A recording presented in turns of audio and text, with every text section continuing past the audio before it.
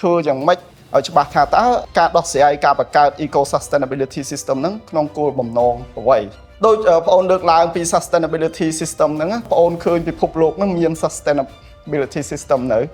ដើរដល់ sustainable future នៅអត់ទាន់ដល់ទេពាក្យហ្នឹងខ្ញុំឮតាំងពីខ្ញុំនៅវិទ្យាល័យនេះវាមិនមែនបានន័យថាគេនិយាយហើយត្រូវធ្វើបានទេវាអាស្រ័យទៅលើ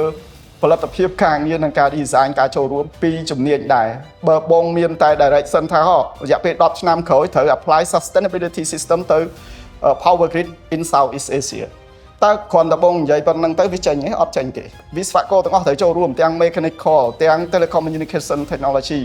data រហូតដល់ data engineer data science data analyst ត្រូវចូលរួមទាំងអស់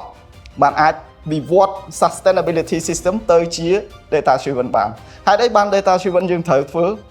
ត្រូវការពេល100ឆ្នាំអត់ទាន់ចប់ទេពាក្យថា data ហ្នឹង data សួរថាមកពីណាតាំងពីជំនាន់ dinosaur ម៉េះមុនមនុស្សទៀតតាមរយៈ fossil អី research អីផ្សេងអាហ្នឹងជាមិនជា data មិនជារបាយការណ៍អញ្ចឹង data ហ្នឹងវាទូលំទូលាយណាស់វាធំណាស់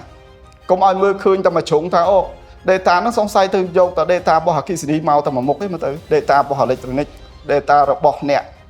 ប្រើប្រាស់របស់ client របស់អតិថិជនយើងតែប៉ុណ្្នឹងអត់ទេ data ហ្នឹងទូលំទូលាយណាស់អត់អាចកំណត់បានទេពីព្រោះវាអាស្រ័យលើ sustainability system ដែល apply ជាមួយនឹងប្រព័ន្ធ power grid ដោយដែលយើងនិយាយថា transforming idea into cutting edge technology ហ្នឹងកន្លែងហ្នឹង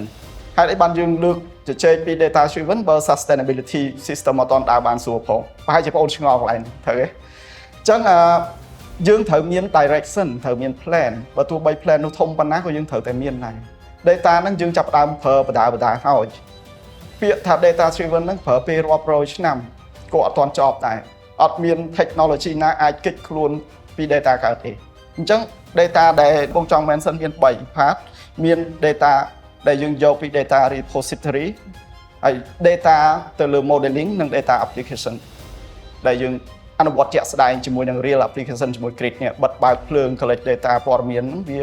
ជាព័ត៌មានជាក់ស្ដែងទៅលើប្រព័ន្ធអគ្គិសនីជាក់ស្ដែងតែម្ដងអញ្ចឹងការ research ហ្នឹងទូលំទូលាយណាស់ត្រូវការចំនួនបងអូនហើយទៅក្រោយទៀតក៏នៅតែត្រូវការទៀតគឺអត់ចេះចប់ទេ